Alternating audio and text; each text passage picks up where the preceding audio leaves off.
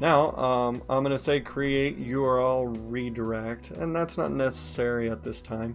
But the reason you would use that is if you change the URL and did not create a redirect, and you were directing people to that old URL, they would land there, get an error, and you would lose your customer.